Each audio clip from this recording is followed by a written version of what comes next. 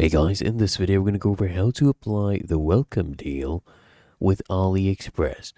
So to do this, you typically will need to be a new user and you select a single eligible item. Okay, so what you do, you select that item. So let's say this one, right? You add this to your cart. So you get this from the welcome page, the deal page or your shopping cart, and this is ideal for your first purchase. So as you can see, this one right here is applicable, and you add this to your cart, right? And then it usually, by the way, it applies to just one item.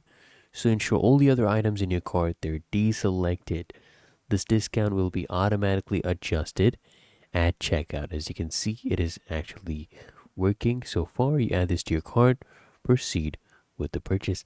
Really that easy. If you found this helpful, make sure you smash the like button and subscribe to App Mentor.